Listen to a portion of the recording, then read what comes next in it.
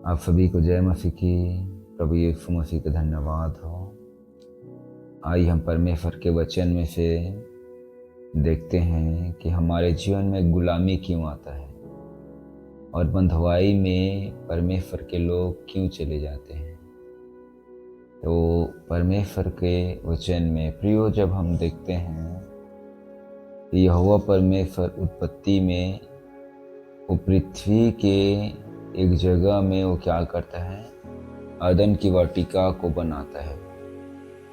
और अदन की वाटिका को जब हम देखते हैं तो अदन की वाटिका परमेश्वर के घराने को दर्शाता है। परमेश्वर के वो एक परमेश्वर के पवित्र एक संगोष्ठी को दर्शाता है। परमेश्वर के संगोष्ठी बोला जाए तो वहाँ पे परमेश्वर आकर संगति करता था वो अपने लोगों से, और वहाँ पर परमेश्वर की सभा हुआ करता था। वो जगह है अदन की वाटिका, और उस जगह को परमेश्वर ने बनाया अपने ताकि वो आदम और हवा के साथ संगति कर सके और आदम और हवा के साथ वो मिल सके, मुलाकात कर सके। हालेलुया। तो जब हम वचन में पढ़ते हैं कि परमेश्वर ने मनुष्य को बनाया, फिर मनुष्य ने परमेश्वर की आज्ञा को तोड़ दिया। जब हम आगे देखते हैं तब हम वचन में देखते हैं कि निर्गमन आते आते परमेश्वर के लोग गुलामी में चले गए थे। तो उनका गुलामी में जाने का जो वो कारण क्या था, अगर हम देखते हैं उनके गुलामी में जाने का कारण था जब परमेश्वर ने अब्राहम को बुलाया। उसने हरान देश से परमेश्वर ने उसको आवाज दिया, बुलाया। तब हम देखते हैं कि वो जब अपने देश, अपने कुटुंब, अपने घर को निकल रहा था, छोड़ के निकल रहा था, और जब वो निकला वहां से, तब परमेश्वर नहीं चाहता था कि वो मिस्र में जाए। परमेश्वर की इच्छा नहीं था, परमेश्वर के प्लान के अंदर में नहीं था कि अब्राहम कहाँ चला जाए, वो मिस्र में चला जाए। और यही उनके जीवन में जो, और जब हम अपने परमेश्वर ने जो हमें बुलाया है और उसके बुलाहट पे अगर हम खिलवाड़ करते हैं, जिस चीज़ के लिए हमें बुलाया गया है, चाहे हमारी बुलाहट छोटी हो, चाहे हमारी बुलाहट बड़ी हो, चाहे हमारी बुलाहट कैसे भी क्यों ना हो, चाहे एक विश्वासी के रूप में, चाहे एक पास्टर के रूप में, चाहे एक शिक्षक के रूप में, चाहे एक फैमिली का अच्छा देखभाल करने के रूप में, अगर हम अपने बुलाहट से अगर इधर उधर हुए, अगर अपने बुलाहट से हम अगर दूर हुए, तब प्रियो ये बंधुआई हमारे जो हमारे नीचे में जो रहते हैं लोग, उन पर बंधुआई आता है परमेश्वर का। वो जो गुलामी आने लगता है, क्योंकि परमेश्वर वो चला जाता है, वो उस जगह में नहीं रहता है जहाँ पे परमेश्वर की इच्छा। अगर हम कहें कि पाप को भी हम शामिल करें, हम अगर गंदगी भी करें, संसार का जीवन जिएं और परमेश्वर को खुश करता रहें, हम बीच बीच में कलीसिया चले जाएं, चर्च चले जाएं, या वचन पढ़ लें, या हम प्रार्थना कर लें, ऐसा नहीं है। अगर हमें परमेश्वर ने जिस चीज के लिए बुलाया है, अगर हम उसमें खरे हैं, विश्वास योग्य हैं, तो निश्चय परमेश्वर वो आशीष देने वाला परमेश्वर है। अगर हम अपने बुलाहट में खरे नहीं निकले, अगर अपने बुलाहट में हम अगर हम अच्छे अगर देखभाल करके अगर हम अपने नहीं चल पा रहे हैं प्रभु यीशु मसीह के पीछे, तो निश्चय ही वो शैतान हमारे लोगों को बंधुआई में लेके जाएगा। बंधुआई बोले जाए तो बीमारी, बंधुआई बोले जाए तो गरीबी, बंधुआई बोले जाए तो आज जो लोग हैं वो नाना प्रकार के वो पाप में फंसे हुए हैं। ये बंधुआई है एक अनुसार से, एक तरह से देखा जाए तो। अब जो है आत्मिक बंधुआई जो लोगों के ऊपर में आ रहा है, अब जो है आत्मिक अंधेपन उनके जीवन में आप देख पाओगे, जो परमेश्वर के बुलाहट से भटके हुए हैं उनके जीवन में। प्रियो हम देखते हैं कि जब वो मिस्र में 430 साल तक गुलामी में थे वो, और जब वो 430 साल जब पूरा हुआ तो परमेश्वर ने किसे बुलाया प्रियो। जब हम देखते हैं वचन को, तो हम निर्गमन के पुस्तक को पढ़ते हैं तो परमेश्वर ने मूसा को बुलाया, मूसा को चुना, और मूसा पर ये बुलाहट आया कि वो परमेश्वर के काम करे, वो परमेश्वर के लिए वो बोझ उठाए। और हम वचन को देखते हैं प्रियो, जब मूसा पर बुलाहट आया तो मूसा जब जाना कि वो कौन है, वो परमेश्वर, वो इस्राएली है, परमेश्वर के लोगों में से परमेश्वर का भाग है वो, तब क्या हुआ, वो फिरौन के पद को, राजा होने को, वो सुख, वो हर एक चीजों को, वो अधिकार को, वो ताकत को वो छोड़कर मसीह के लिए वो क्या हो जाए, वो मसीह के लिए दुख उठाना उसने अच्छा समझा, उससे मसीह के लिए वो तकलीफ उठाना अच्छा समझा, और वो परमेश्वर के बुलाहट के अनुसार वो निकल पड़ा प्रियो। और वो बहुत दिनों तक वो कहाँ पे रहा, 40 साल से भी ज्यादा वो समय तक वो अपने ससुर के घर में रहा और उसके भेड़ और बकरियों को चराता रहा।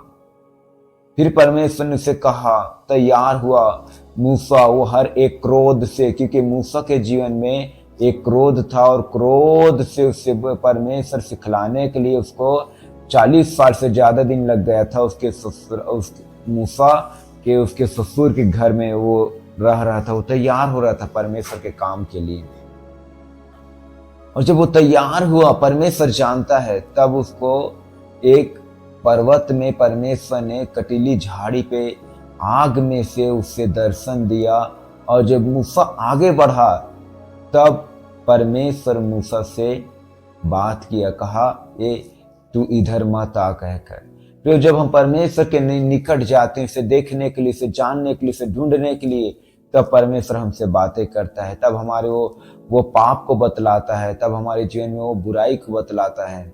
और जब तक वो हमारे जीवन से ना जाए, तब तक हम परमेश्वर के योजना को सही रीति से हम नहीं देख पाते हैं, परमेश्वर के बुलाहट को नहीं समझ पाते अपने जीवन में, क्योंकि बुराई हमारे आंख को अंधा कर देता है, पाप हमारे जीवन को वो अंधा कर देता है, हमें बहरा कर देता है, वो हमारे आत्मिक जीवन को वो।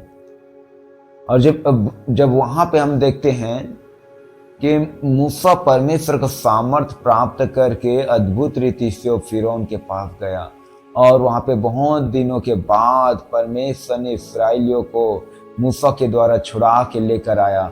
और वचन कहता है, यहोवा परमेश्वर मूसा के साथ साथ था, वो रात के समय में आग के खंबे के समान, और दिन के समय में वो मेंग के खंबे के समान, बादल के समान इस्राएलियों के साथ साथ रहा।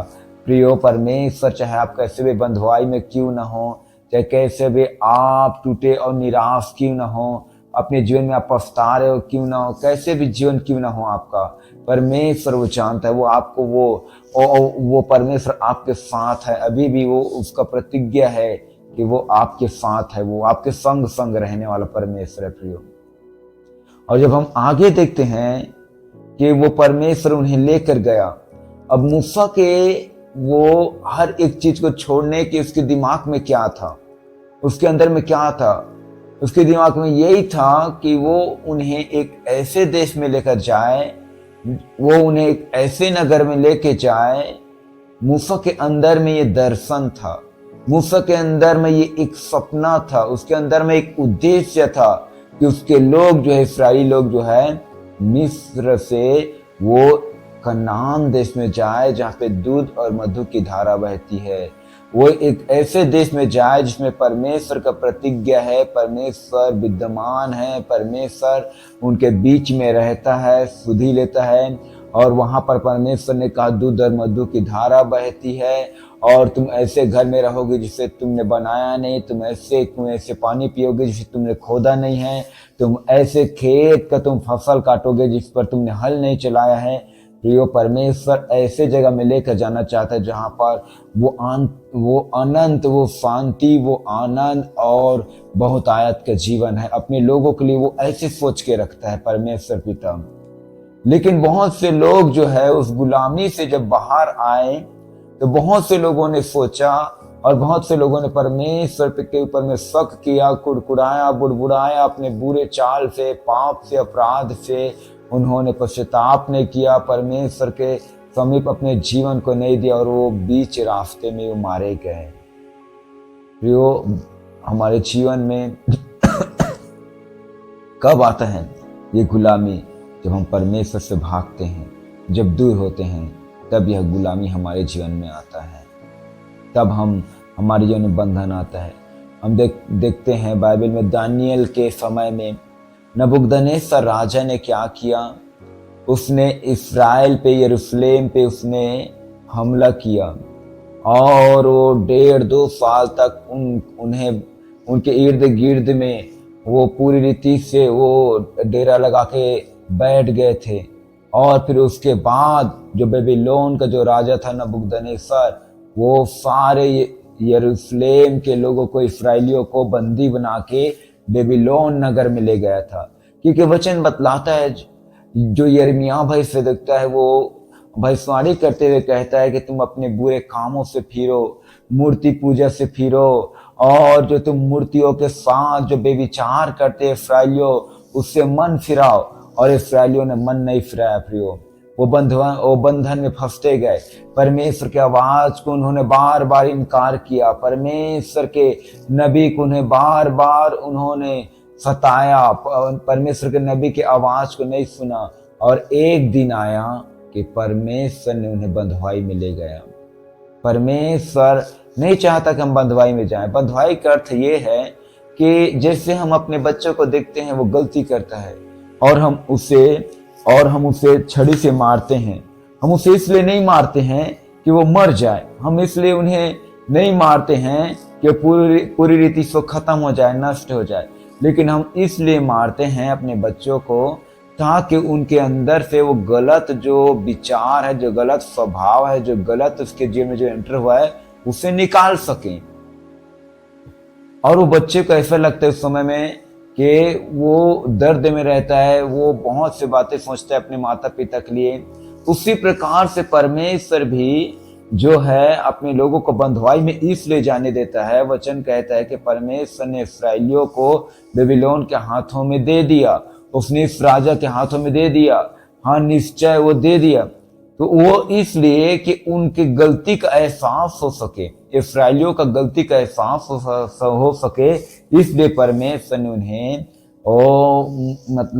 गुलामी में दे दिया प्रियो, ताकि उनका गलती का एहसास हो और वो वहां से छूटकर वो आजाद होकर, और फिर जब वो परमेश्वर उन्हें वापस लेकर आए तो वो एक परमेश्वरत्व एक जीवन जी सके, एक धार्मिकता का जीवन जी सके, वो भय माने अपने पिता का, अपने बनाने वाले का। परमेश्वर का उद्देश्य यही है प्रियो। और फिर हम देखते हैं कि जब शास्त्र को पढ़ा दानियल ने और उसे पता चला कि 70 साल के बाद हम इस गुलामी से आजाद हो जाएंगे, क्योंकि यिर्मयाह भविष्यद्वक्ता ने यही भविष्यवाणी किया है, तब जब उसे पता चला तो बाइबल बतलाता है कि दानियल जो है वो उपवास प्रार्थना में वो लग गया प्रियो। वो उपवास प्रार्थना में लग गया और वो प्रार्थना किया परमेश्वर के साथ, परमेश्वर के निकटता में जाके अपने आप को नम्र दीन किया, सारे इस्राएलियों के पाप का पश्चाताप किया दानियल ने। और तब उस समय जो राजा था उसने इस्राएलियों को छोड़ने का निर्णय किया और आजाद करने का निर्णय किया। अब प्रियो, यहाँ पे एक भेद की बात यह है कि हम देखते हैं कि वचन में दानियल जो थे और जितने इस्राएली थे, सारे के सारे बेबीलोन में क्या हो चुके थे, सेटल हो चुके थे। सारे लोग अपने घर बना चुके थे, अपने खेत बना चुके थे, सारे लोगों का अच्छा व्यापार था, अच्छा उनका धन संपत्ति था, वहां पे नाम था, पहचान था। यहाँ तक कि दानियल एक अधिकारी से भी बड़ा था, वो राजा के समान जीवन जीता था। लेकिन उनको जो बेबीलोन जो देश था उसे छोड़ना बहुत कठिन हो गया था। अब प्रियो, अब दानियल के हृदय में बोझ था और वो बेबीलोन के हर एक सुख विलास को, हर एक चीजों को, धन संपत्ति, घर, हर एक चीजों को छोड़ के अब वो निकल पड़ा यरूशलेम के लिए। और यरूशलेम का खंडहर जो जगह था उसे बनाने लगा और परमेश्वर के संग रहने वाला, परमेश्वर के साथ रहने वाला व्यक्ति दानियल बना वो। और हम इसी प्रकार से नहम्याह के विषय में देखते हैं, जिसके हृदय में बोझ है परमेश्वर के लिए, वो जो है परमेश्वर के कार्य के लिए अपने हर एक चीजों को छोड़कर निकल पड़ता है। परमेश्वर उसके जीवन से बड़े काम को करता है प्रियो। आप सभी को जय मसीह की। परमेश्वर आप सभी को आशीषित करे।